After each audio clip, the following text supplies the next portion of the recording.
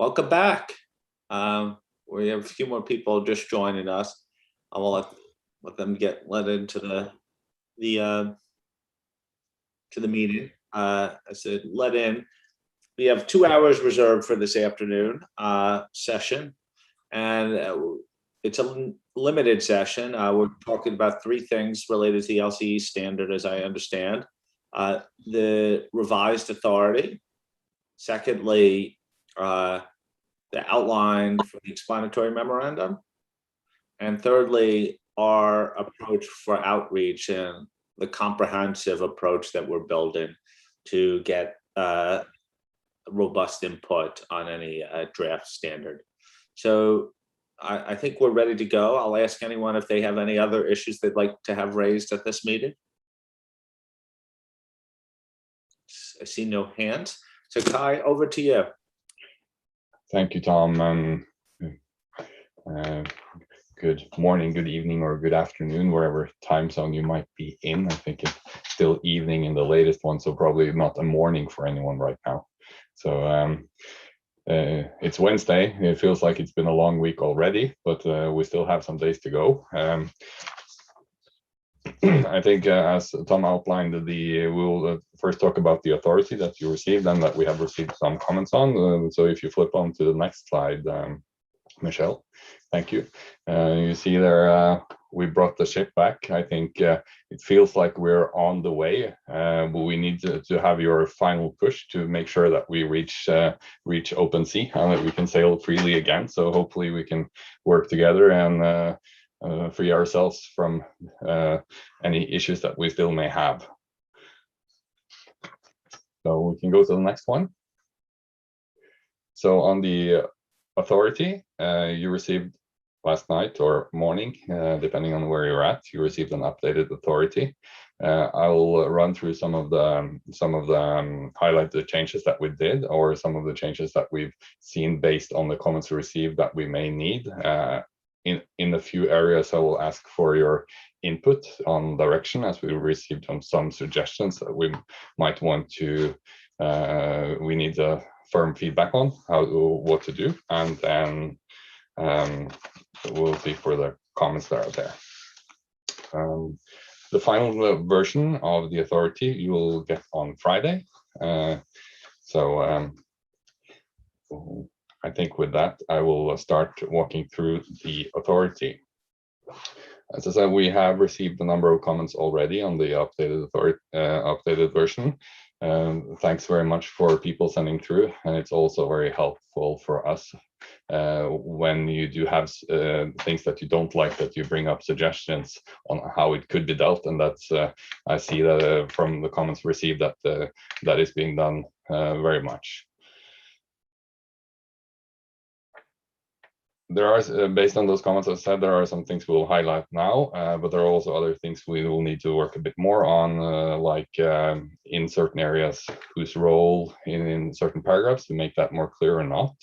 And I'll just walk you through what we have in here now. So looking at the authority,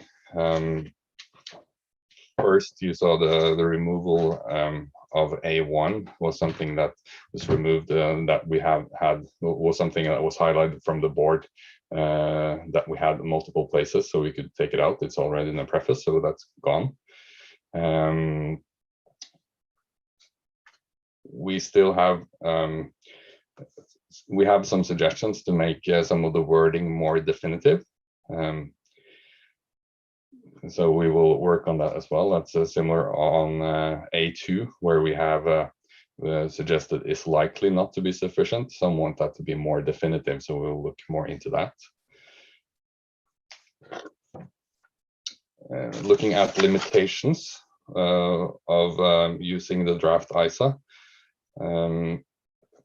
we've reordered and taken out the basis of limitations. What we have done is that was based on the comments where it seemed to confuse people with the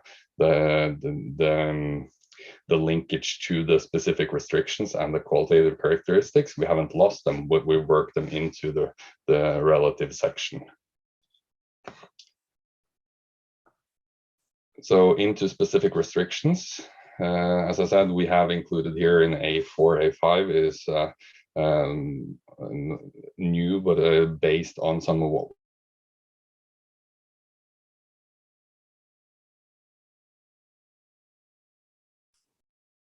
I seem to have froze. Oh no. we have received questions. Sorry? You froze for about 15 seconds. Okay. On A4, as I said, we have we have derived that from the overarching principles above. We have some questions on accountability, and I think we would need some input if that should be kept or if it's not helpful, so it should be removed. A5, this is added in as a reminder that the specific restrictions go together with the qualitative characteristics as a package when you're deciding whether or not you can use the standard or not. We have received some questions that should be moved up or should be moved, but we down likely, but we feel it's better to have it here as we're setting up the restrictions going into it, so you know what you have to do. Also, in relation to that, that was one of the other areas where we received a suggestion based on translation issues, and to be more direct, some suggested to move or change the word restricted to prohibited, to prohibit. So I'll ask you for some feedback on that afterwards as well. And then also in relation to A5, there was a suggestion to take out the reference to the supplemental guide, as we are not used to doing that in the standards currently. A6 is where we sorry. There's been suggestions that that's duplicative of what we have in the blue box below A7, and we will combine them and put them in A6 so that the restrictions that or the things that the jurisdictions can modify will come in A6 and will be taken out of the blue box below the restrictions themselves.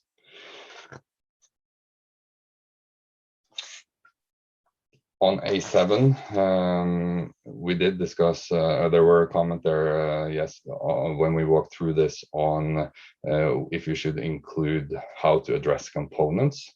We had a discussion with that in the task force yesterday, and or maybe it wasn't yesterday, yes. and we agreed that it's better to put that topic in the explanatory memorandum, as it may confuse more to put it in this list at this point. Just above that, we added professional standards to C5. At the end, so to say that professional standards, since local bodies can set standards that you also need to address. There was also a comment on the footnote on the group audits, whether that was needed or not. We think that it is needed because it is also in the supplemental guide. We feel it is needed as when reading this, we're not sure if or when at which point they will actually read the EM or the supplemental guide, so that we feel it's essential that it comes in here. And I think similar to what we said the other day, the areas where we have specific questions in the EM, and we will highlight those in the authority section.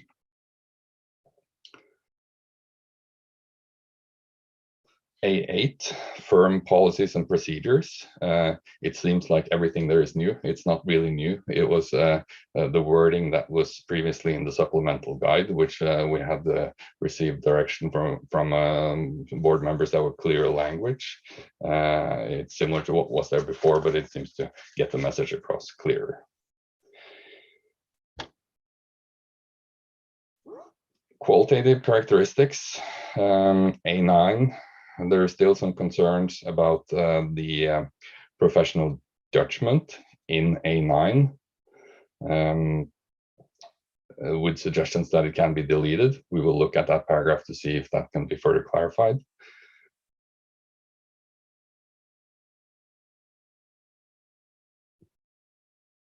Also, in general, I think on some of these, we've received comments that we should be more direct. I think some of the qualifiers on some of the, both on some of these qualitative characteristics and in general, the authority will look at to see if we can clarify further or remove. We also got questions in relation to A10, whether or not to add more characteristics in that list.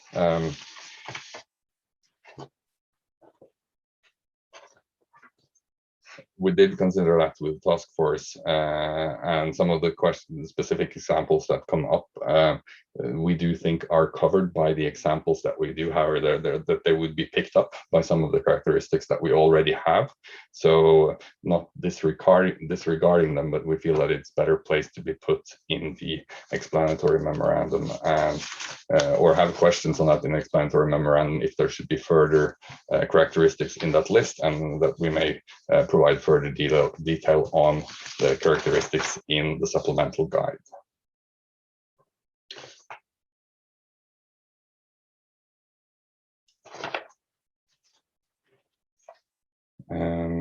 Moving swiftly on, firms and practitioners, A14. The last part of A14, it was in the supplemental guide, and we did receive direction from some board members. If you remember back to the discussion, it's the if you're in doubt, you're out. So we had included that here. I think based on this version, we have received some suggestions how we can make that further or clear, and we will look at that. And I think those are good changes, and we will try to make those to process that.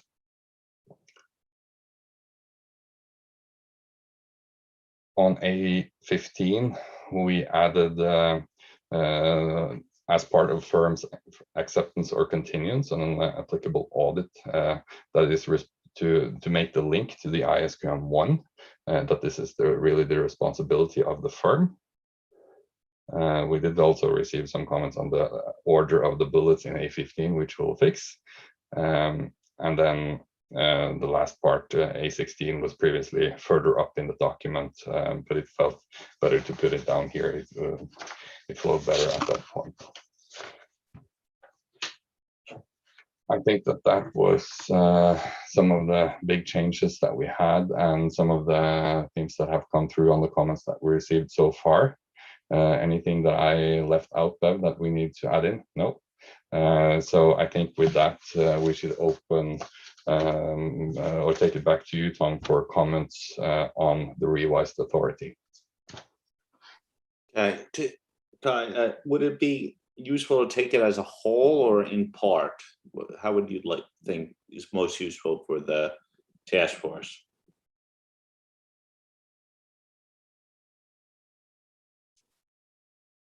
Sorry, it's not helpful speaking with when the microphone is muted. I think we can take it in parts. So if we start with A1 to A2. Okay.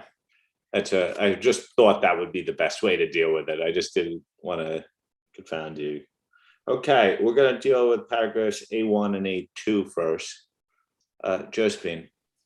Thank you. I just want to say that a number of the comments that you raised, Kai, were some of the comments that I've sent in. So I just want to say thank you to the task force for taking those away and considering them going forward. Thank you. So in which case I won't raise them again at the board meeting unless I feel that something needs to be mentioned. Thank you.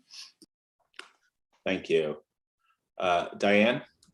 Yes, and Kai Morton, I think you said this, I just want to confirm it, that you did receive comments on A2 to make it a little more definitive about if the application is used for an entity that doesn't meet the definition of an LCE, you're not going to be able to get to reasonable assurance. And that's really our comment, was to make that much tighter and much crisper. And we'll send you across a couple thoughts on that. Thank you. Thank you. Isabel? Yes, hello everybody. It's more a general comment than a comment on A1 and A2, but maybe that's the point where I should raise it. I agree with everything that is in the paper. I agree with the ideas. I agree with the content. But we are auditing less complex entity, but I think we have a very complex way of saying what we are doing. And it's really complex. So maybe it's because I'm not native English speaker. I perceive how difficult it will be to translate some of the sentences that are really complex. We have some drafting style that is really strange sometimes. And I'm not sure the people will like it. I'm not sure they will understand it. I'm not sure it will give them an appetite to go further in the standard. So I feel there's still some fine-tuning to do to some of the sentences to make them more simple, shorter. That was part of the good CUSP principles that we proposed. Again, it's just the style, it's not the content. I agree with all the ideas and with the scoping that we decided together to create for this standard. Thank you. Thank you, Isabel, for that comment.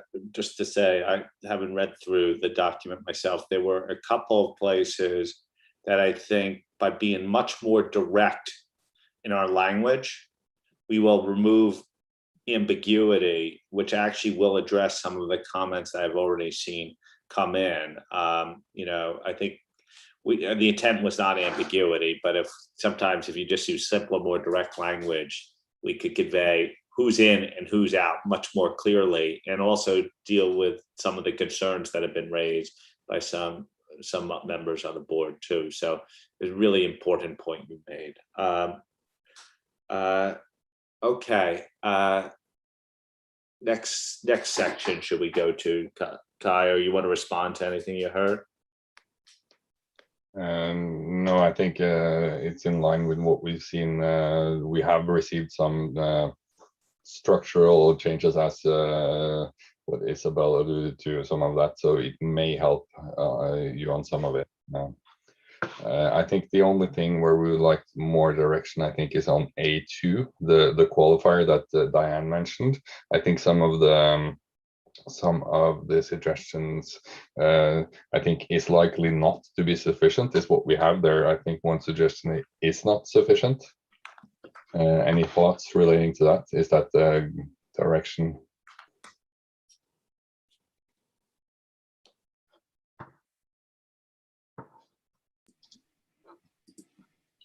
Any reactions to that, Josephine? Yeah, I just want to say that I would support that. I think that's much tighter and it might be a lot clearer from Isabel's perspective as well. Thank you. Sorry, I was scrolling to it, back to it. Yes, I'd be supportive. Diane? Yes, sorry, I was trying to get back to my page. Yes, that would work for us as well, I think. That language, Kai, Martin, thank you. That's sort of directionally line, sort of what Isabel's talking about and what I was talking about as well. Okay, should we move on to, are we fine there? Can we move on to the next section? Yeah. You want to go up through A7 now? Yeah, we can do that, but then I think also that was the area we're asked specifically if we as I said, we had received suggestions to replace the word restricted with prohibited, as an example of what that would be in A4. And also we received questions whether or not we should have references to the supplemental guide in this authority section. So if we can, in this section, also get direction on that, it would be great. Okay.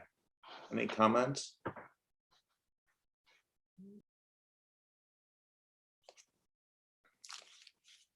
Okay, anyways.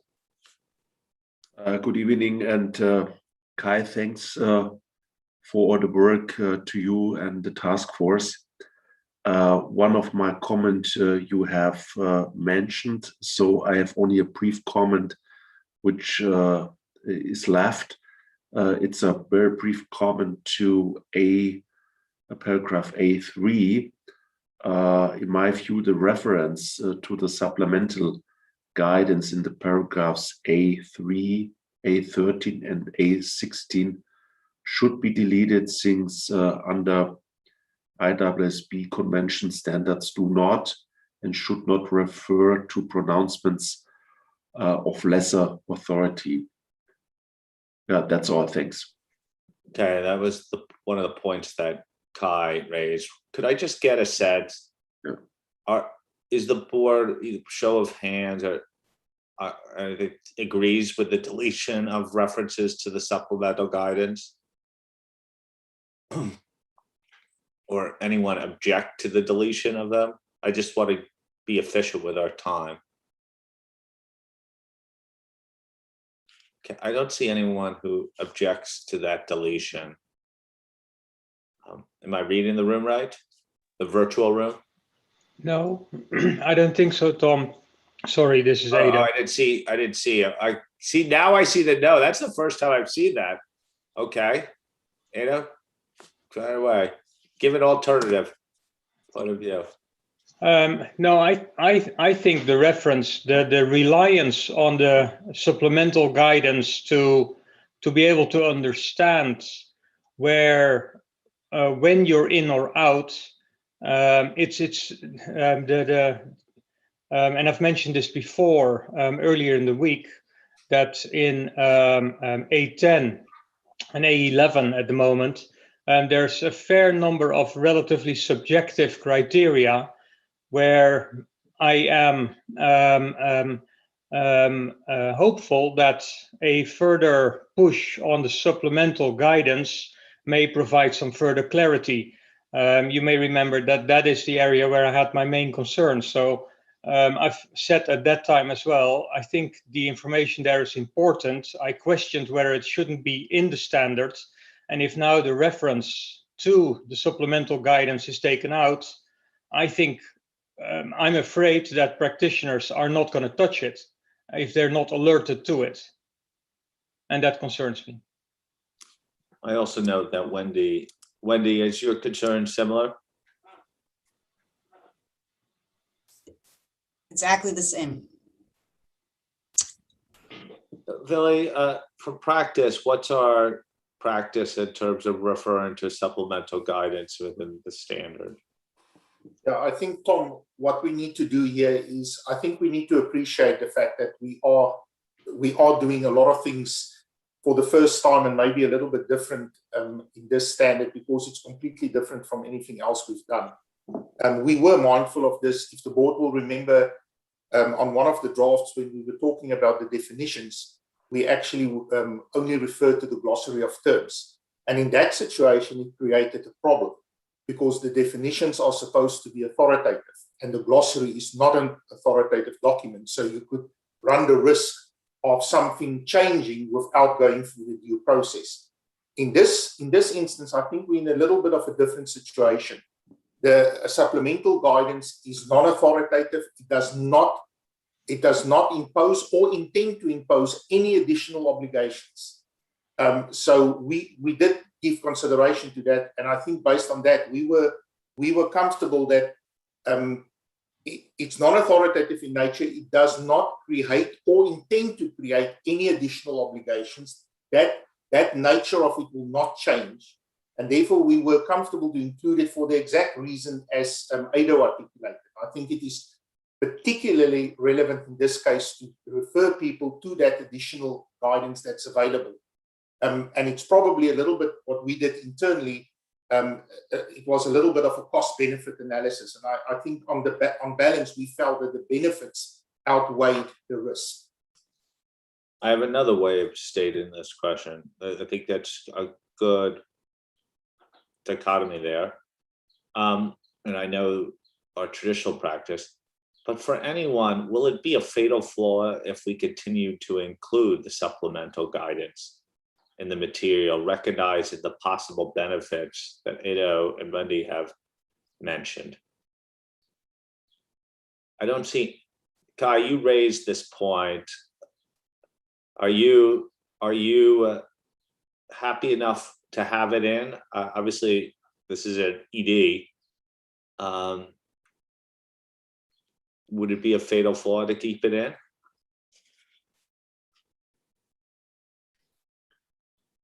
No, it's not a fatal flaw for me, Tom. Okay. Len, I saw now everyone loves the no button. It's a no, not a fatal flaw for you. Now I've learned a new toy for this Zoom toy, the no button. Okay, I think we got guidance there. Let's go back to, I just wanted to knock that point out because it would linger with us through this round. Okay, so we're going back to other points. Eric, you're next. Thanks, Tom. And my primary comment is in relation to paragraph A7. And we did, in reviewing the document, note that there's 3 paragraphs in the authority dealing with the classes of entity and the modification. There's A6, A7, the blue box, and A13. And I mean, I think the blue box particularly was very confusing in explaining how this works, particularly where it makes reference to the classes can be modified in a jurisdiction. And then it goes on to say, and another class of entity can be added. Because I think what we mean by modified may mean different things to different people. My understanding is that within a class, the jurisdiction could decide that there are quantitative criteria that would limit or permit the use of the standard for certain sizes of entity, for example, or it could potentially exclude certain types of entity within that class. But I just find that very unclear. I'm not sure if people will understand it. And then at the end of the blue box, it says, however, a class cannot be removed. And it's talking about all of the classes within 7C. But the very last class, which is number 5, is talking about classes that are specifically specified by an authority. And it seems to me that an authority could decide to include a class and then subsequently decide to exclude a class, or so I'm not sure that last statement is actually true. I think it applies only to classes 1 to 4. So, my suggestion is that we need to revisit the blue box and make the wording clearer about how changes to the classes of entity in that list can be amended, and then only use it once in this document and try and avoid repetition in other parts of it. That was kind of my main point on that. I understand there were specific reasons for putting paragraphs A4 and A5 where they are, but really we found that the location of that somewhat confusing, particularly as it's referring in paragraph A5 down into the body of the document, and you haven't even read that material before you can sort of understand what this is talking about. So I would actually, I was not very supportive of moving those paragraphs to that new location. But those are my comments. Thank you. Kai, I don't know if this is something the task force has deliberated much on. I don't know if you have a first reaction to that or whether we have other reactions to it, but I want to give you the opportunity now, or I could ask others if they have similar comments or alternatives. Yeah, I think, as I said in the intro, based on the comments we received, we are thinking of combining the blue box with the restrictions that are set up above. And I think I hope I mentioned in the intro, but there are quite a few things that I walked through. And by doing that, I think we also need to look a bit at the wording so it's specific enough and it's clear. But we feel that it's a good idea to mention it prior to going into the list, what can be done, not so it's put there by intention. All right, is that responsive to your comment? And then you'll have to see what comes out of the drafting, but the intent is to be responsive. Yes, certainly. Happy to see what changes are made to clarify how the modifications work. Anyone have comments in a similar vein on this paragraph? I'm trying just to knock things off the list. Fernando? Thanks, Tom. I do have the same comment as Eric and mentioned. I actually took me a while to really digest A6 and A7, and my suggestion was pretty much the same, combining both paragraphs and make it clearer what's in, what's out, just to avoid confusion, and also the translation might be an issue. But I think already Kai said they picked that, and so I'm comfortable with his response as well. Okay, great. Okay, so we'll see how it comes out in the next draft. Next, Sue. Thanks. Thanks, Kai. My apologies, we haven't had sent our comments to you yet, although I think they're on their way. We had a audit evidence task force meeting earlier today, so that's delayed getting comments to you. But from what you've said, a number of the points that we will be sending through, they are drafting and they're about clarifying some of the language. So it sounds as though we are all on the same sort of page on some of these. I was just responding to your direct question about A4 and the proposal to change the word restricted to prohibited, which I thought was a good proposal. I would support that. I find restricted a slightly unusual and awkward phrase as a native English speaker, so I think prohibited is clearer. Thanks. Thank you. Len? Yeah, thank you, Tom. Thank you, Kai, for the explanation. Address some of my comments, so I'm not going to repeat them. The one on the change of words from restriction to prohibition, I support that. I think you will clarify for other languages. But if we do that, I would also ask the task force to consider changing paragraph A2. Paragraph A2 you have is not permitted. So if you change your wording here, I think probably make it clear as well to be consistent. Thank you. Thank you. Sachika.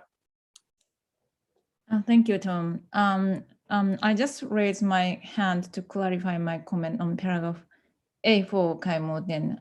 I commented on the new term accountability. One of the reasons why I raised is that I think the IAASB exposure draft on public interest entity does not use the term accountability when they explain the concept of a public interest entity. So I wonder why this term is introduced. So I think if there is no specific reason, I think we can simply say accountability public interest or complexity in the first line. And with regard to the specific question about prohibit and restriction, I do not have a very strong view, but I also think that prohibition is more direct and helpful, particularly because we use prohibit already in paragraph A7, small a, small 1. So I think for a consistency reason, perhaps prohibit is more appropriate. That's all from me. Thank you. Thank you, Suchka. Lynn. Good morning, everybody, and thank you for the opportunity to speak. My comment is on A4 and it follows Sashiko to some degree.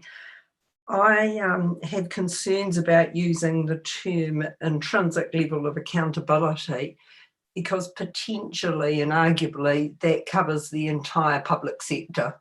They all have to have a level of public accountability. So I was hesitating to put my hand up because I wasn't quite sure about the answer, but I suspect the answer is just to delete the word. So we don't get any confusion or any sense that the public sector is excluded. Thanks, Tom. Thank you. Willie?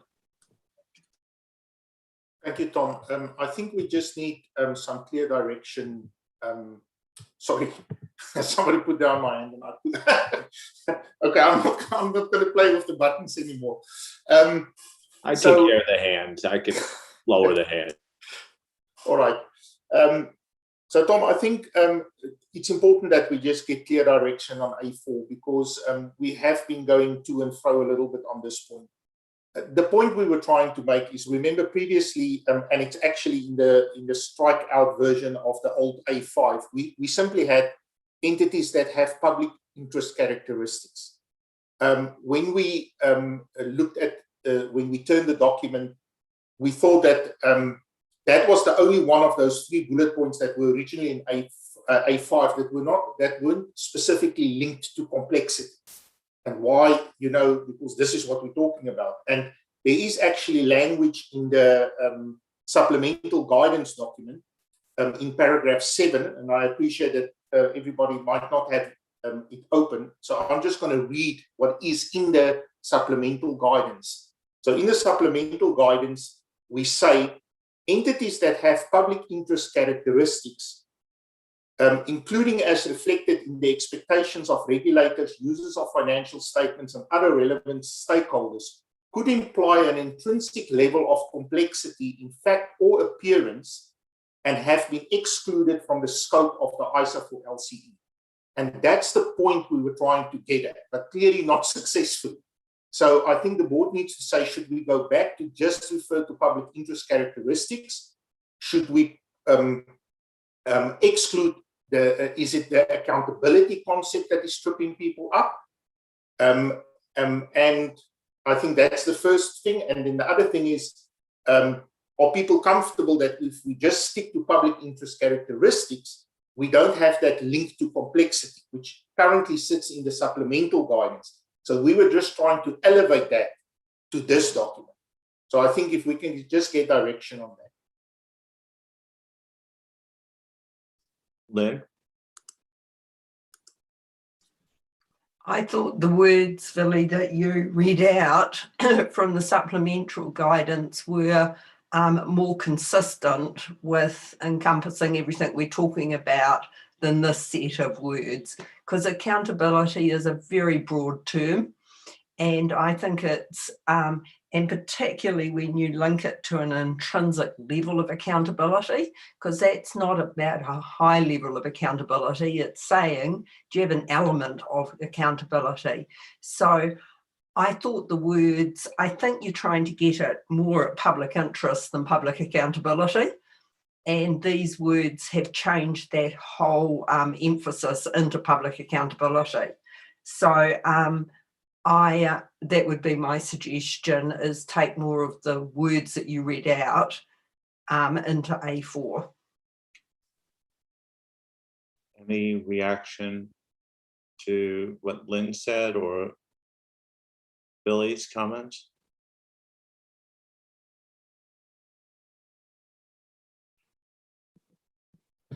So maybe Tom, if I can just interject. So is there any appetite for simply going back to the reference of public interest characteristics?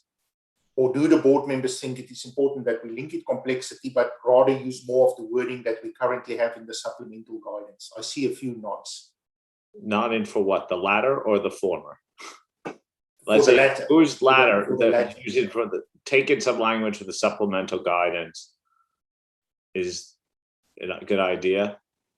I do too. I just think it's much more specific. We may be unintentionally capturing too much into the mix with the current language. Eric?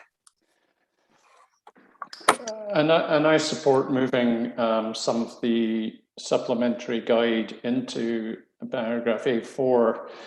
I just have the concern about this phrase, including as reflected in the expectations of regulators.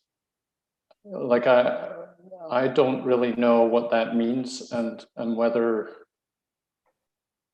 I don't think we can assume that all regulators have the same public interest in mind when they're setting their requirements. So I'm just wondering if that can be misunderstood.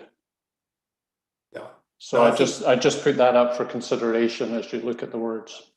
No point taken, Eric. I think the idea is that the only point we want to get to is the complexity. So we'll tone it down.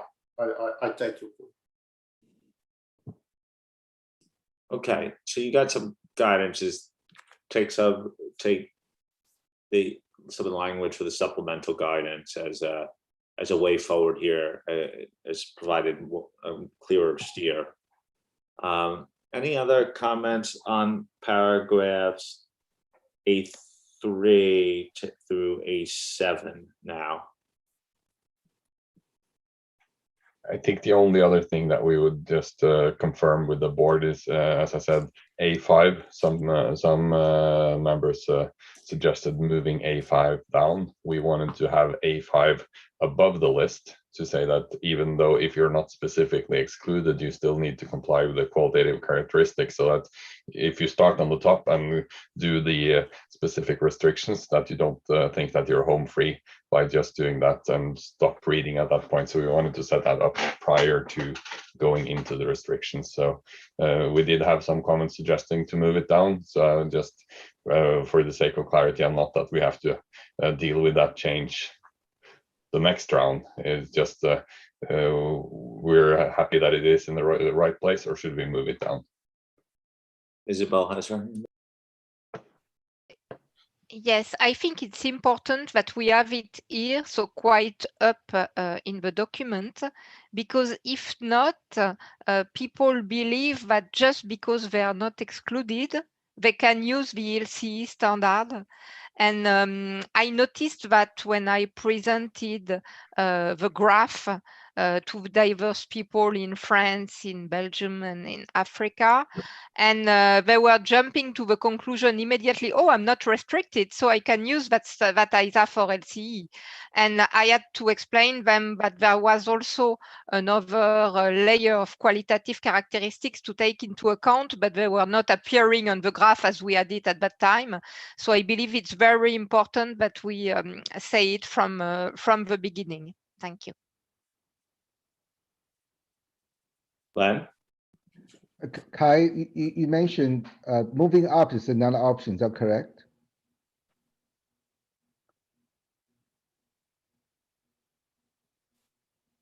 I guess if we were to move it up, it would have to be above the specific restrictions then. So I have a preference for moving up, but I'm also fine with moving down, but preference for moving up. We do already have someone. We do have this further down as well, so we reminded. So I think that's either stay in the position where it is or move above the heading of specific restrictions. That are the choices we do have. Okay, so my preference would be moving up above the heading. But I can live with moving down. But since you were asking for specific input, so that's my thoughts. Thank you. Eric?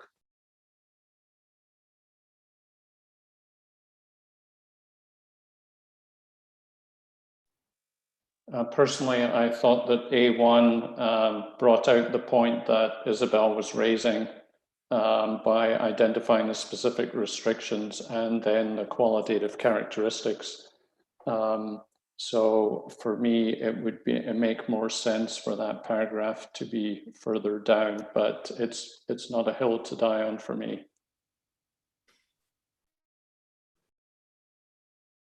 Kai,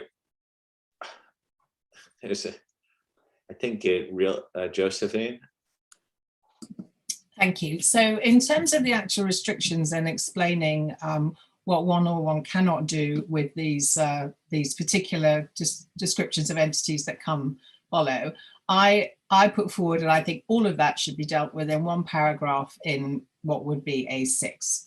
And then we talk about the entities that are restricted. And then the other point that I had made as well, I think that the qualitative characteristics, which are currently in A9 and A10, should actually then follow immediately after A7. Then we're dealing with what are the restrictions, what you can and cannot do with the entities that follow in the list that then comes. So then all the entities and the qualitative characteristics together, all the restrictions are together in one place. And then we talk about firm policies, procedures, and etc. And that seems to be a much more logical flow of how, and then some of this we've already talked about, but I just thought I'd chime in and say that that would be how I would prefer the layout, and it sort of supports moving everything up, which others have suggested. Thank you. Okay.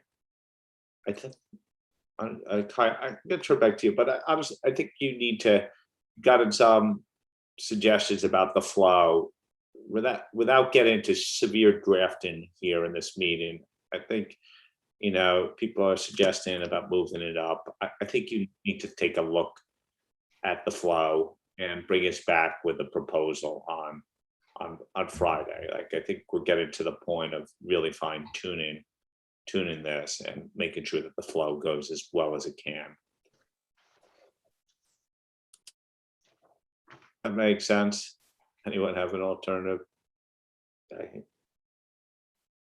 Okay. Any other points up through A7 right now?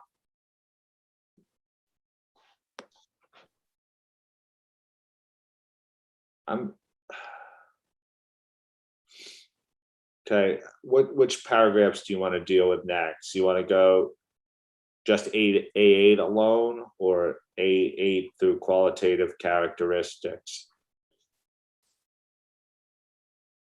I think if we're following the suggestion from Josephine, let's that the A8 could move down to combine with when we're talking about firm and practitioners further down in the document. Let's deal with the qualitative characteristics now, and then we can do A8 together with what's further down in the document. Okay, we understand that. So we're going to do the current A9 through A11. Okay, any comments on this?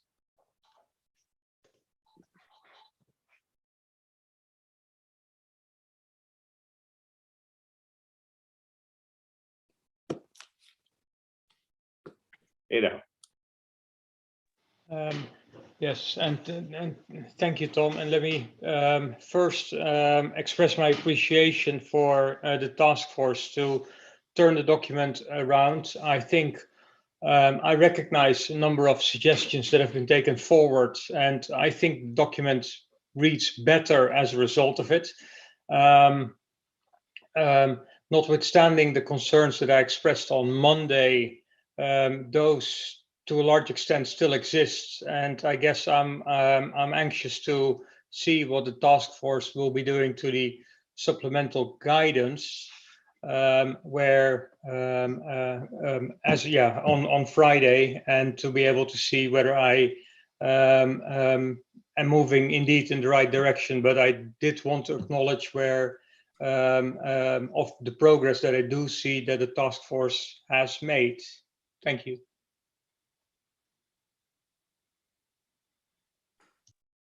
Thank you. Kai. Tom, thanks. I have one brief comment in relation to paragraph 11, second bullet, second sub-bullet.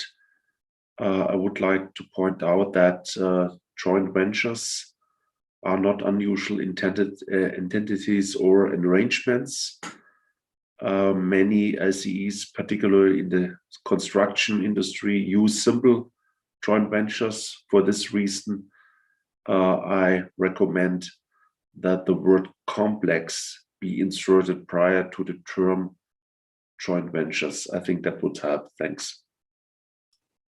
Thank you, Kai. Isabel? Yes, in paragraph A10, first sentence, the introducing sentence, we say that it would be inappropriate for an audit of an entity to be undertaken using ISA for LCE if the entity broadly exhibits the following characteristics. So what do we mean by broadly? And what is the difference of having this word instead of not having it? What do we need to do to determine if it's broadly or not? Thank you. Okay, thank you. That's Kai, do you want, that's the last hand I see here. You want to respond to the couple of questions that were raised? Yeah, I think we have on the supplemental guide, as Ado said, we're working on that, and that will come later on. With also the suggestion on joint venture, look at that. The broadly, I think, may be something that you also alluded to in the beginning, Tom, with the directness and some of the qualifiers. So we will look at some of those to see whether or not they actually need to be in, or how we can express it more directly. Right, A11 would be when you say may be inappropriate. It's another type of example, like maybe more direct approach. But I trust the task force to look through that. Okay, any other points on qualitative characteristics?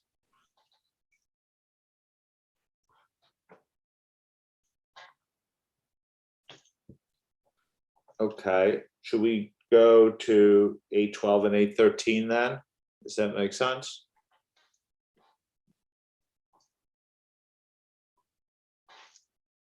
Yeah.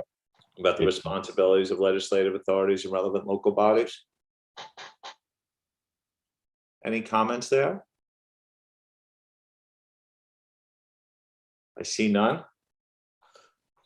So what we're going to do firms and practitioners, which is A14 to the end, but also pick up existing A8, right? Yes. Any further comments?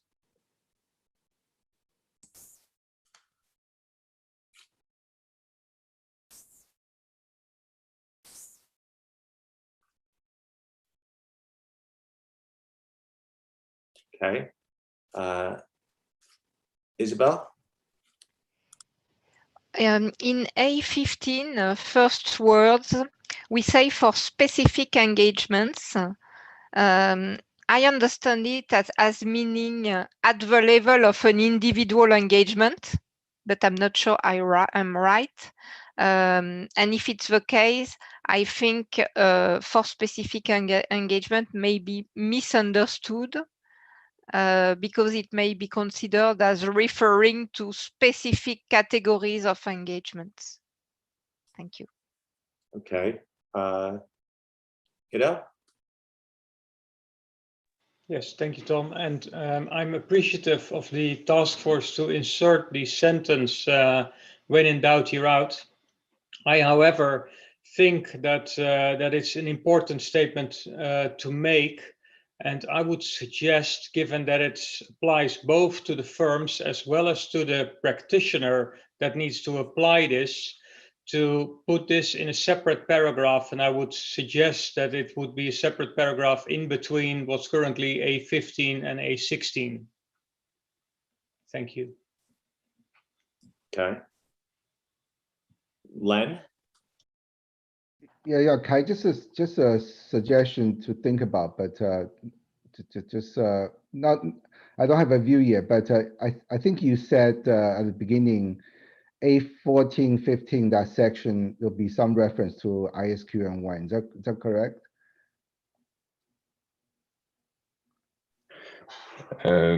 We already, the first part of A15 is added to link it to ISQN.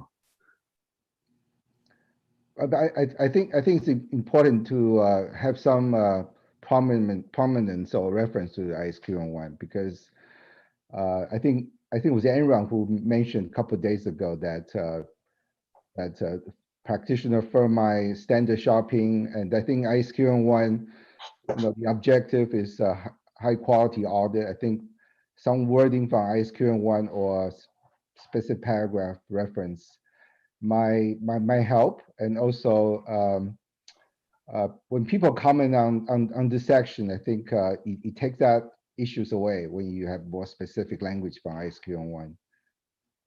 Thank you. Imran?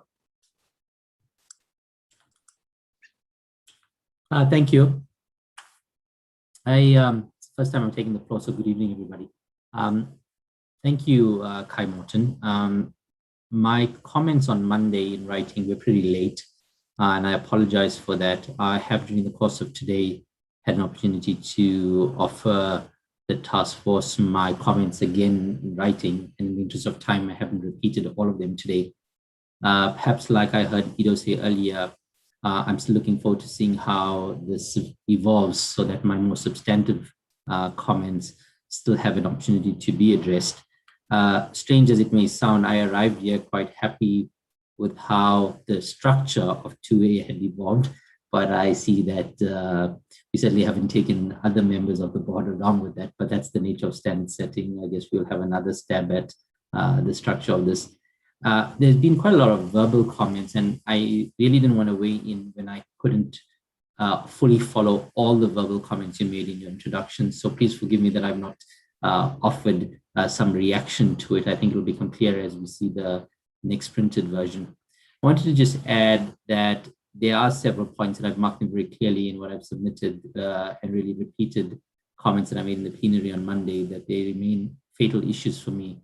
They principally revolve around the operability of the standard, the authority part of the standard, and the level of judgment that remains in here, significant level of judgment that remains in here.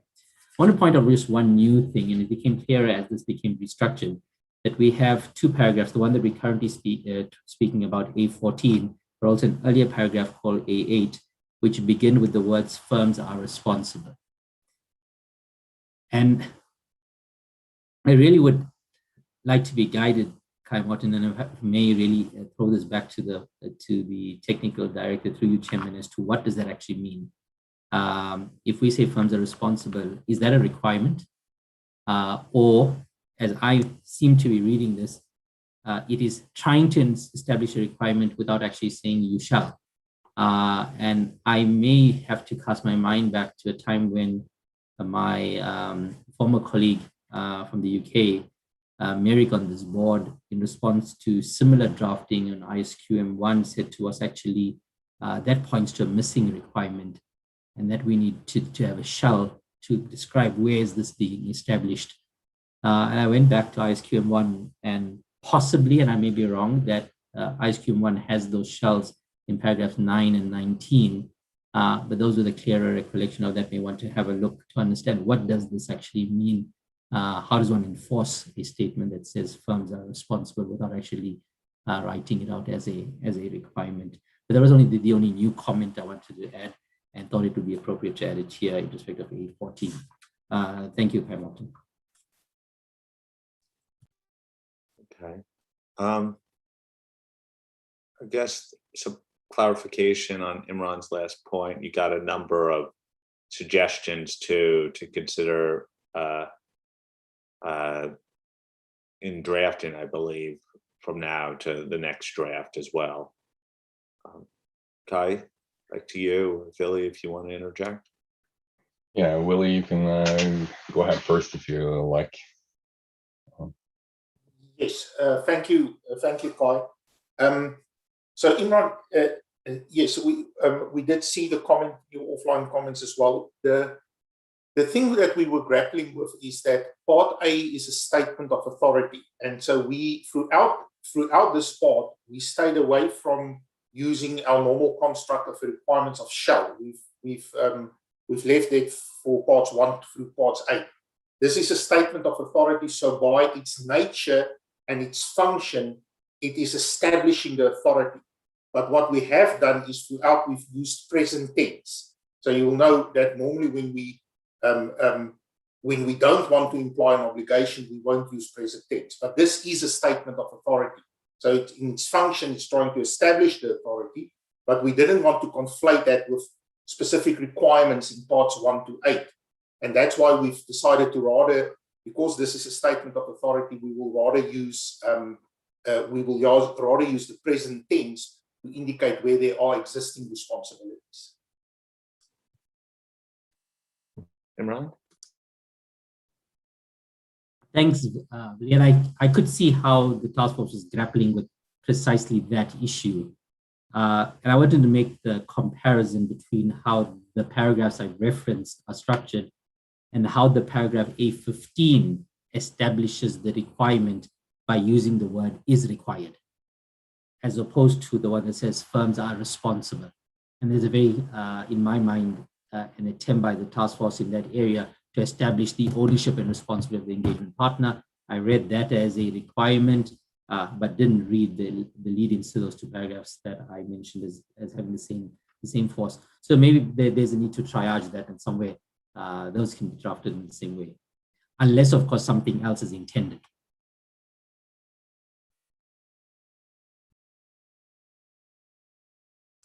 Reaction to that? I think, Tom, we can certainly have a look at that. There's certainly nothing else intended. Like I said, it's intended to be setting the authority, and in this part we've used present tense throughout to set that authority. So if that is unintentionally causing a difference in interpretation in the minds of the reader, then we can certainly have a look at it. Okay. Thanks. I'm glad, Imran, you raised that. At least do you feel like it's gotten, we understand the issue? Okay. Any other comments you want to make, Kai, in response to the latest batch of feedback? No, I think we have gone through Imran's comments as well, and I do think that we have discussed them in the task force, and I think some of the suggestions of being more direct may also help some of the issues that you have raised in your comments, Imran. So I'm hoping that could help you a bit along on the way as well. Okay, and before we go to a different topic, any more comments on the authority? I don't see any. Should we go to the outline EM?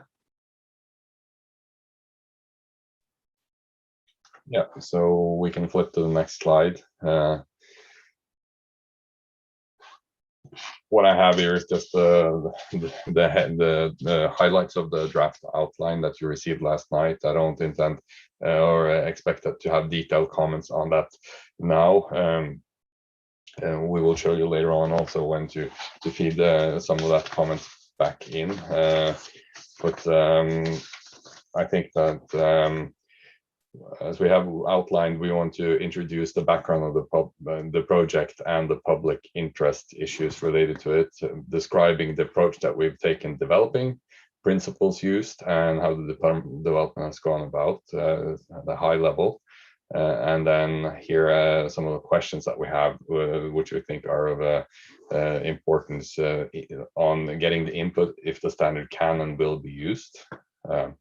some input on the principles that we take, the content itself, the structure and flow, the approach to the EM, title, views on reasonable assurance, specific views on authority, and as we discussed earlier, maybe on some of these parts, whether or not there need to be more qualitative characteristics or how it works as well.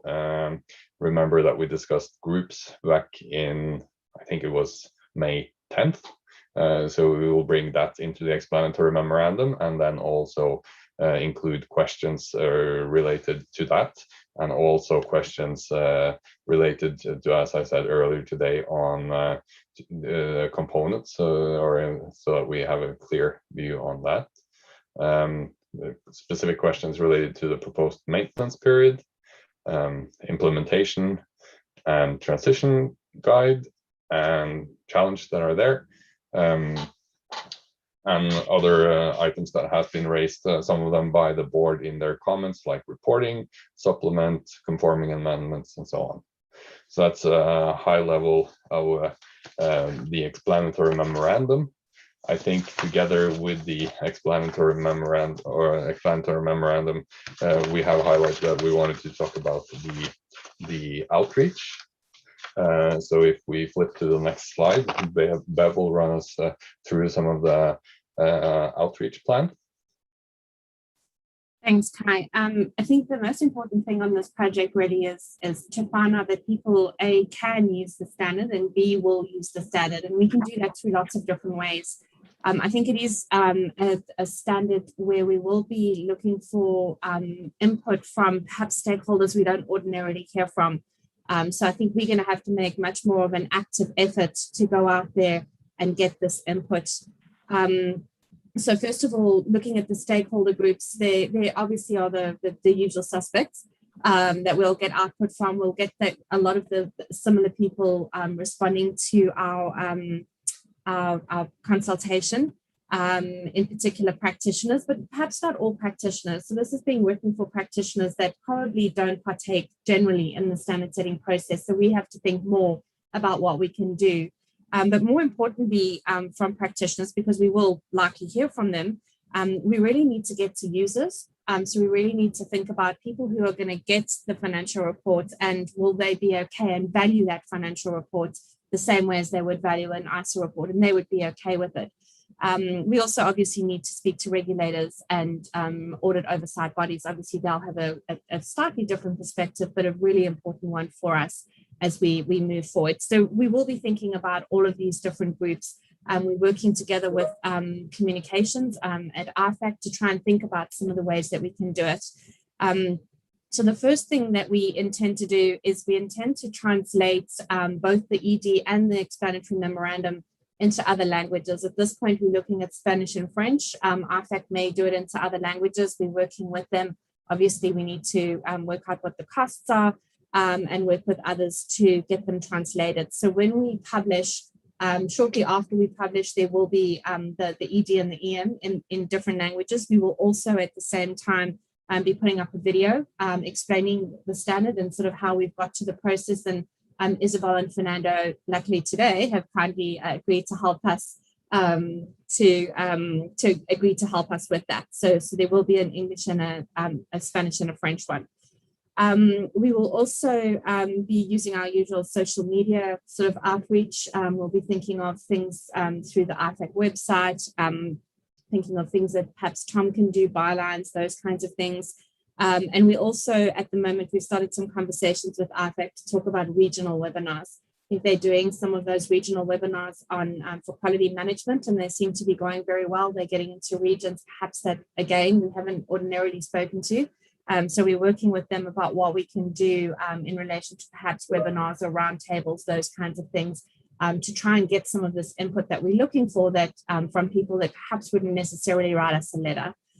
So we are making a concerted effort. Obviously, we need to get the standard out, so we need to focus on that to start. But as soon as that's gone out, we will turn our efforts to what we need to do to try and get some of this input. And again, Kai will talk a little bit about the period that this will be out for consultation. But part of the reason for the very long consultation, besides for translations, is to make sure that we get some of this outreach, and we're hoping that perhaps maybe later in the year or early next year, some of the outreach may be able to be in person, which would be more ideal. But if it's not going to stop us. We're still going to make sure that we make an effort, perhaps in a different way than we have before. So with that, Kai, I'll hand back to you. Thank you.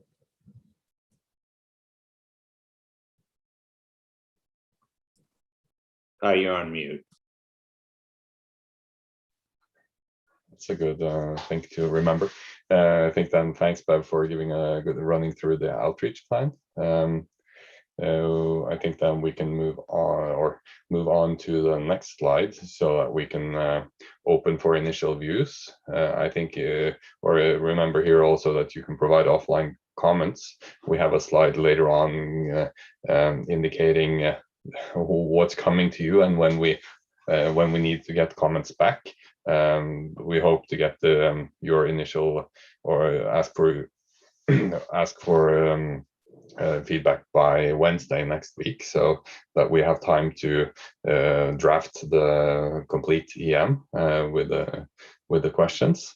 So I think with that we can take it back to you, Tom, to get input on the topics for the explanatory memorandum and the outreach plan.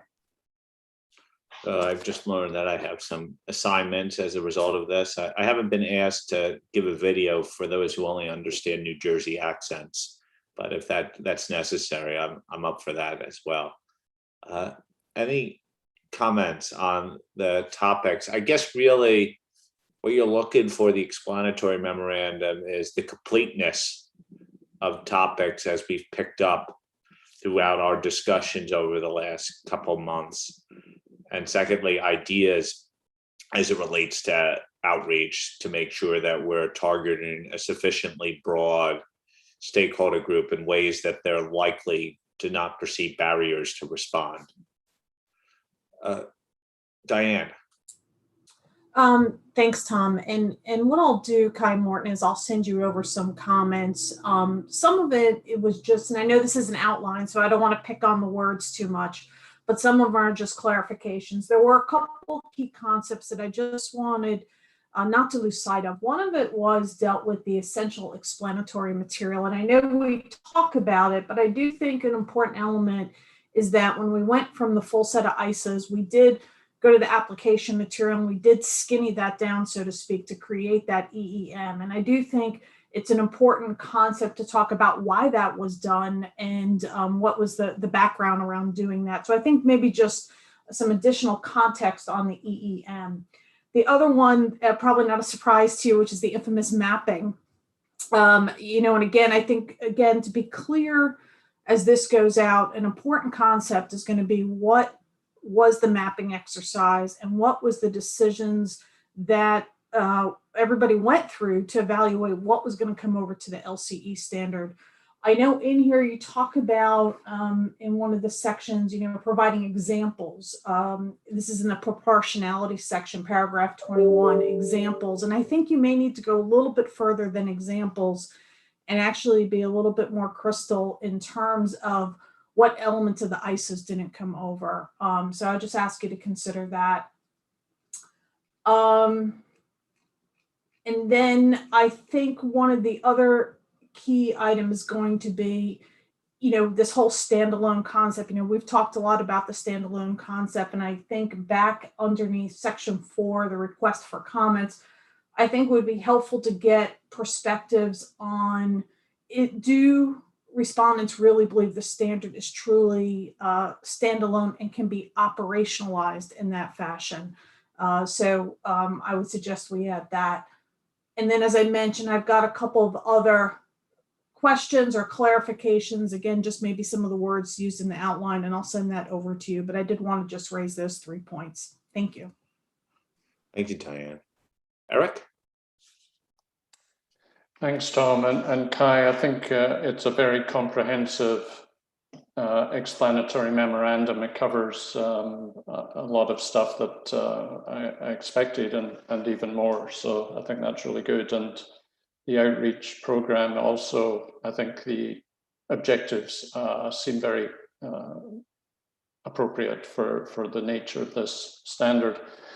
I had two similar comments to Diane dealing with the standalone and operational nature of the standard, and the idea about the examples of where the differences are in the standards. I think I would support her comments on that. The one other area that I just want to touch on is on the transition. It seemed to me that basically what this was proposing in paragraphs 41 and 42 was to say, have a sort of fairly blanket statement that it's not our intent that the auditor would be going in and out of the draft standard, and then indicating there's going to be some guidance, and wait for that, and then I'll help you. If that is the intent, I don't think that goes quite far enough, because I think there needs to be some help to people who are going to ask the basic question about the use of the ISAs, when there are trigger points to considering whether you need to go in or out of the standard, and how that is going to work, the relationship of the ISAs to the standard when it's operationalized going forward. So I just wanted to point that out. I think it's important for stakeholders to understand that before they read the standard, how it's supposed to fit together. Thank you. Okay, thank you. Next is Ada. Yes, thank you, Tom, and thank you for sharing the outline. I think that is it at least in the bullets it covers most of the topics that I would expect. I appreciate there's a fair bit of drafting around this to bring out the key principles, the choices, and the rationale for the choices that a task force has made in the meantime, and that goes from the way how the task force has progressed, what reasonable assurance is in meeting all the requirements. I'm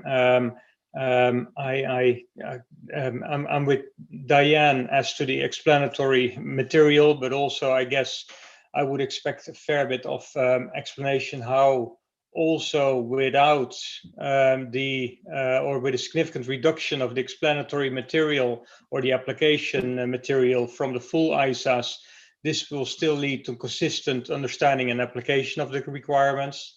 And maybe the final point here is that as in respect to the questions to be asked, well, I know it's implicit in the first bullet whether the standard can and will be used, including any barriers, but I wonder whether we also shouldn't ask for whether this meets their needs, and if not, why not? I think that level of direct questioning on this, given the choices that have been made along the way, would be important to get a view from the outreach. Thank you. Thank you. Next is Len. Thank you, Kai. I thought you had done a very good job in terms of providing an outline. I think you cover all the issues that people have identified in the meetings on Monday. So my input is more what's going to be ultimately put into the expiring memorandum is going to be your basis for outreach, which you talk about. Because some of the languages in there in your outreach are going to be become the text to explain some of the bases, some of the reasons. So I think the two activities actually interlinked, because the better you explain in the EM, the better you can communicate in your outreach events. But broadly, I'm pretty happy. I know that a certain area needs to be focused, but I trust the task force and the staff will do an excellent job on the drafting. On the outreach, I just want to emphasize that when I do my outreach on the IAASB, I think more than 50% of the interest came from audits of LCE. Of course, there are other public interest topics such as group audit, ISQN. So I would encourage definitely thinking outside the box for outreach. I think in a number of jurisdictions, people just don't quite understand or realizing the needs for the standards. I think a large part of the emerging market that there's a potential for this standard. So I would encourage some regional outreach. I think you mentioned the words audit regulator. In many of the jurisdictions, audit regulator only oversees public entity audits. So there's a whole sectors out there, many practitioners and firms that's under different regulatory framework, also different regulatory framework for the LCEs. So I would encourage to explore into that area, and I'm happy to work with you to provide some ideas. And also, if you feel there's a need for another language on your webinar, I'm happy to do the video like the QM standards. But overall, I think this is a perfect opportunity to explore, and based on the outreach, I think you're going to get robust input into the ED process. Thank you. Thank you, Len. Seshka?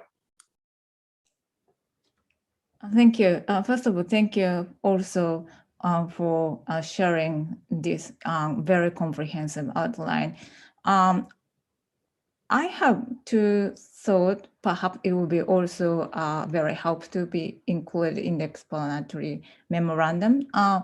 One is that I think I think task force already are thinking about summarizing sort of jurisdictional or regional initiatives for audit of LCEs in the explanatory memorandum. And I think perhaps it would be also helpful if we could include some information about the applicability of the standards for LCE that have already been issued or be in progress in some jurisdictions. I think this type of information may help readers of the ED thinking about the authority section and this standard more broadly. I think it's possible that they are already inconsistent, but still, I think it's very helpful for reader to understand the situation broadly and reflecting that, commenting on the appropriateness of the authority section as an international standard. And the second point I think it will be also helpful is about the treatment of ISQM1 and ISQM2. I think it would be helpful if we could also explain in the EM that either for LCE, it's premised on complying with ISQM1 and ISQM2 or national standard that are equally demanding. And reason behind that, because I already asked this type of question several times, i.e. whether requirements in ISQM1 and ISQM2 will be eliminated or modified by applying this standard. I think because some people outside the board think that because ISQM2 also developed by the IAASB, which means some requirement in ISQM1 and 2 perhaps be deleted or modified by ISA for LCE. I think that is not the case. So I think it's therefore very helpful to, emphasize that this is not the case. And I think it is also important hearing from the Imran and Edu about the risk of opinion shopping. That's all from me. Thank you. Thank you. Sue. Thanks. And like others, I think this is a really good outline, very comprehensive, and a lot of good things we need to probe. And I look forward to reading and commenting on the details that comes through. A few suggestions, observations. We've included transition in there, which we talked about the other day. And I wondered whether there was a distinction in transition between a kind of planned transition that happens sort of from one year end to another versus an in-flight assignment where the change is unexpected. So perhaps we could think about whether there are differences there. We mentioned the stable platform and the updates. But I wondered about perhaps some discussion about what the thoughts might be on effective dates around those to be able to explain that a little bit more clearly. I thought Bev made a brilliant point about the critical question is are people going to use this? And so I think when we get to the questions, trying to get data that supports any potential barriers. And in that particularly, I have in mind some of the feedback we've had around groups. So being able to understand the extent to which that may affect take up or not. And then on the outreach piece, I wondered about software and methodology providers, because for a lot of small media and practitioners, they are using externally provided or commercially available tools, and so the take up may well be driven by the availability of the material and the understanding of the standard by those providers. Thank you. Thank you, Sue. Isabel? Thank you. It's a very comprehensive list of topics for the explanatory memorandum. So this explanatory memorandum will be really long and developed and cover all the relevant topic. But at the end, I believe this explanatory memorandum will be longer than the standard itself. And it makes sense because it will include all the topics that are familiar to us, the topics we discussed 1 year ago, 1.5 years ago. But we need to explain our thoughts, and we need to ask for comments and ask if the people agree with what we drafted. So I believe the outreach will be really important to explain, but also to help people navigate in the document, because if they receive a pile of documents of several hundred of pages, and if we target SMP, they may not want to go in and read in detail this long document. So I believe it's as important to get live answers and live feedback from SNP than to get written comments, because we may not get very detailed written comment from that population. And lastly, I also wanted to mention, as you mentioned, regional events, that we have an African Congress of Accountants, which is planned in Mozambique in November. The agenda is already prepared and does not cover this topic, but maybe there are some other PAFA events around that event, and maybe we can find a slot to exchange with practitioners from Africa. Thank you. Thank you. Yosh? Thank you, Tom, and thank you very much for the task force, and especially Bev and Kai Morton. And I have to leave a comment as a regulator. It is, as mentioned at the last meeting by Tom, it is very important as a perspective of consumer. So I strongly support, we strongly support the wide range outreach, and it is important how to make outreach. But in addition, the outreach to wide range of users of audit reports and financial statements under the ISA for LCE as intended users For example, the creditors, such banks, should be conducted and their views should be reflected in these LCE standards. In particular, the feedback on whether such users accepted the understanding that the same reasonable assurance and the same audit quality are provided by both the ISA and LCE ISA would be useful.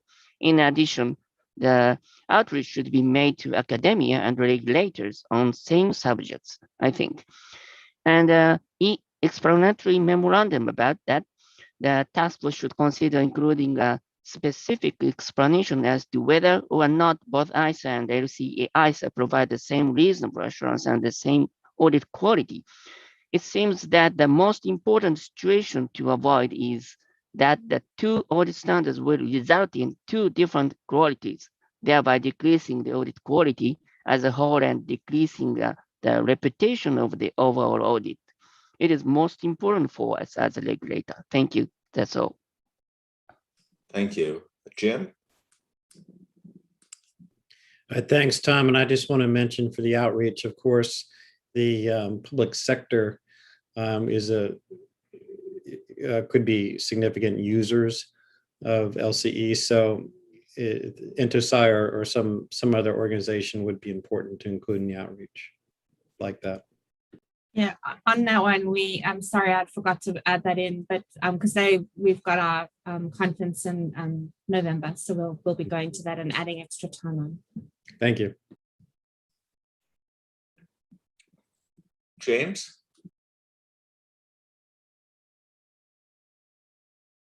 You're on mute, James.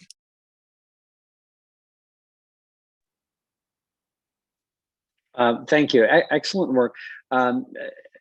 Isabel alluded a little bit to the length.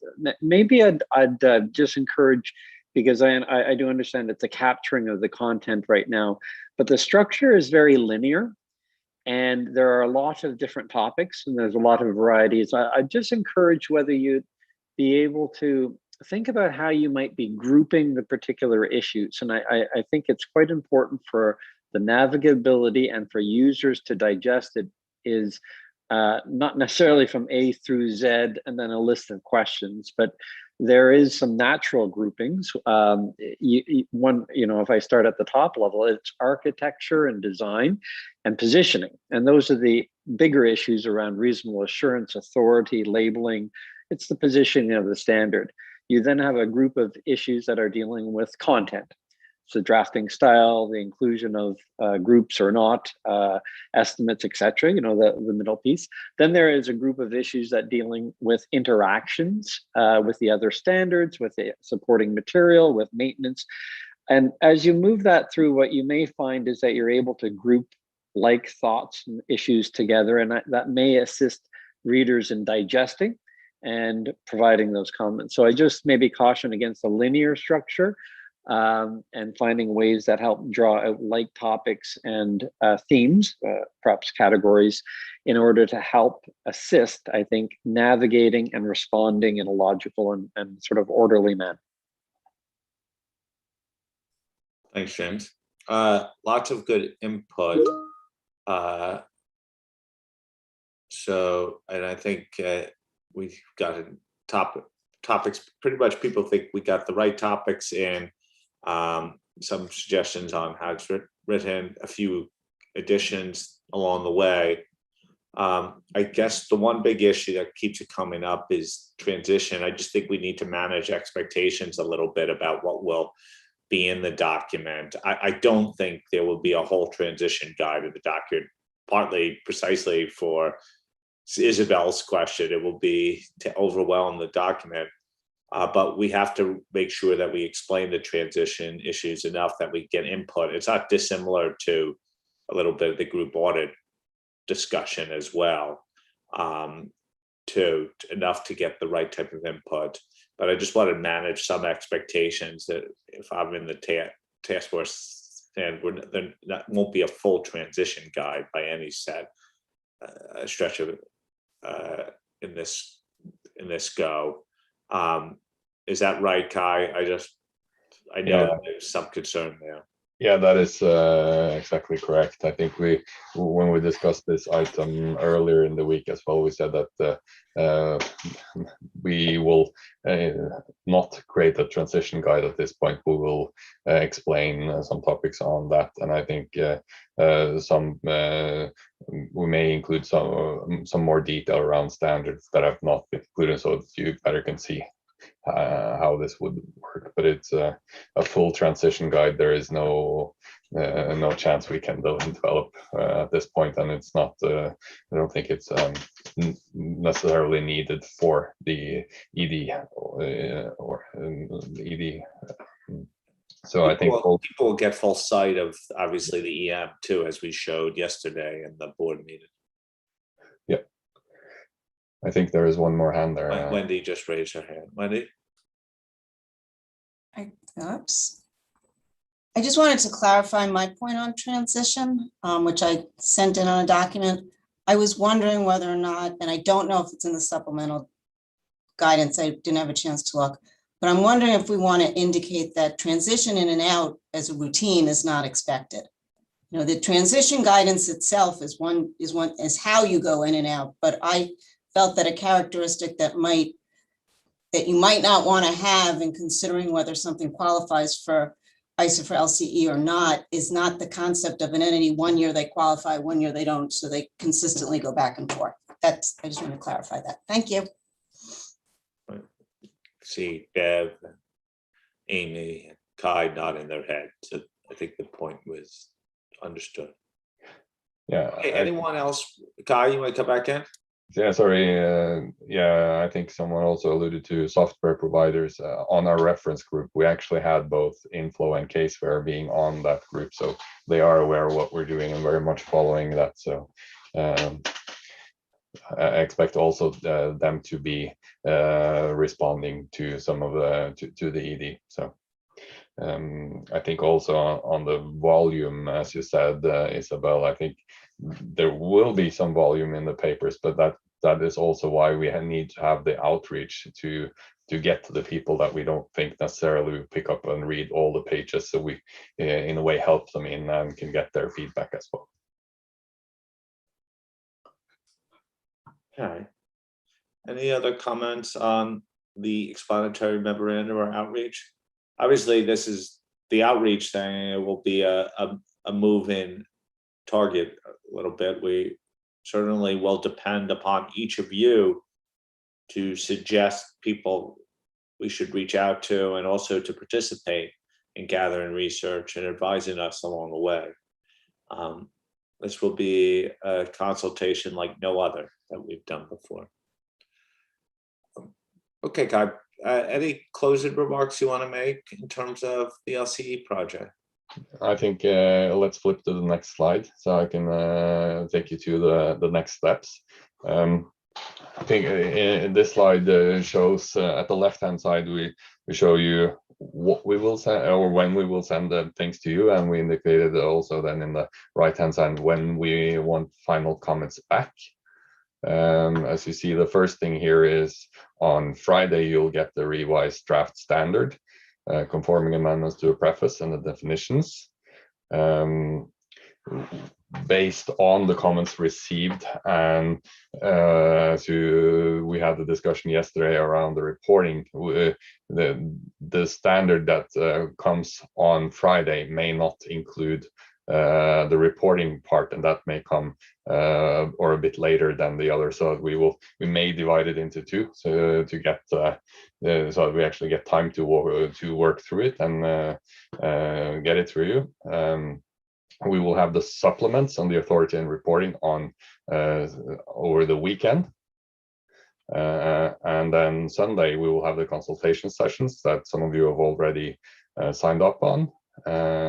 Tuesday, we will provide the final standard with the conforming amendments to the preface, the version that we will be voting on. And then Wednesday, the session with the vote on the exposure draft and any additional topics for inclusion in the EM.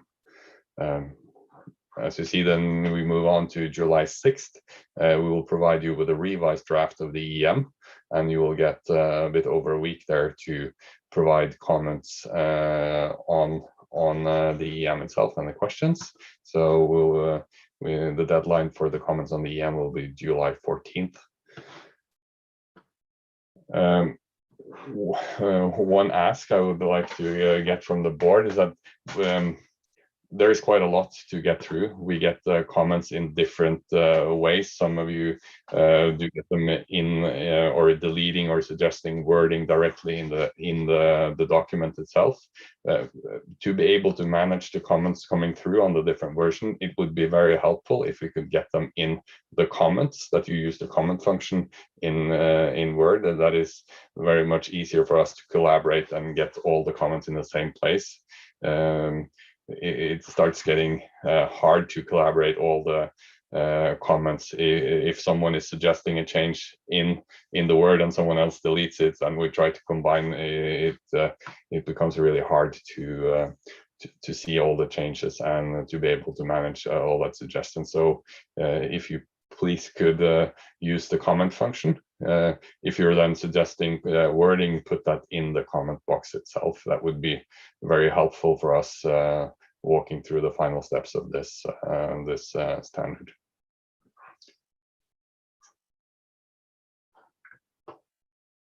Okay. So, yeah, I think you have the timeline here.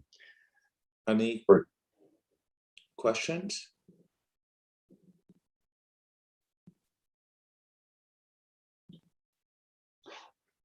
Kai, back to you.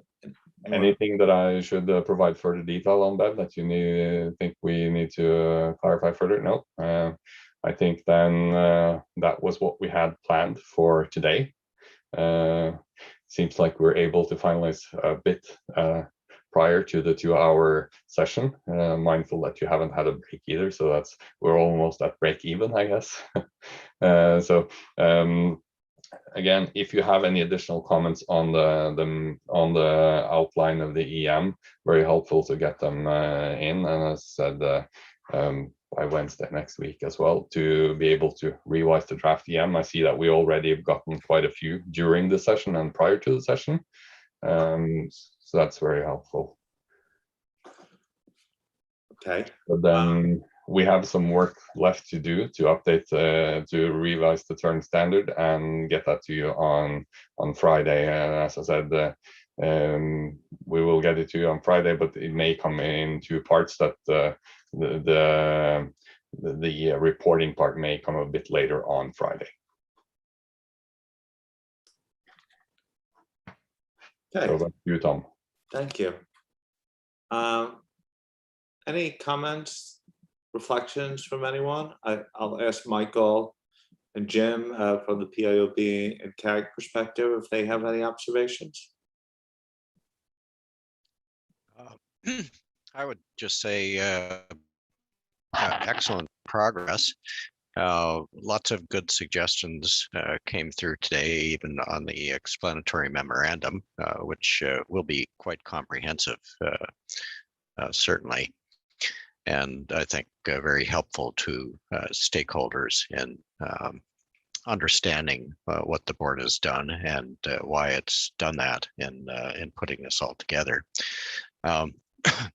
And I think on the other piece that was discussed today, the authority, I think that's improving as well in terms of clarity. And so that's quite helpful. Clearly lots of work left to be done by the task force particularly, and by the board between now and a week from now. I'm sorry that I will not personally be able to attend next Wednesday's session. Would like to see how this turned out in person, but I have a conflict in the schedule, and so you'll be graced with Karen observing next week's part of the meeting.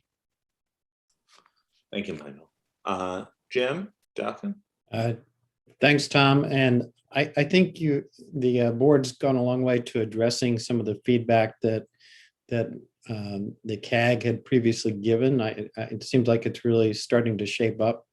It will be interesting to see how external parties react. Hopefully it's not overwhelming to them when they get this document, but it is a pretty substantial change at the same time. Thanks, Tom. Thank you. Okay. No one else has a comment. I will bring the meeting to a close. Certainly a lot of work left, but I'm pleased with how much progress we're making. Congrats to the team, as always, for your tireless efforts in getting us to near approval of an ED for next Wednesday. Okay, we're going to close today. We will reconvene tomorrow morning, my time, 7 a.m. We're going to have 2 days of group audits, and hopefully we'll make good progress. Len, you want to say anything about the group audits before we close? No, other than that, we're looking forward to the discussions. The task force has been very busy since the March board meeting, so we'll have a lot of stuff to bring back for specific input. So we're looking forward to your input tomorrow. Great. With that, I close the meeting 15 minutes early. Thank you for such good participation and contributions, and I'll see you tomorrow.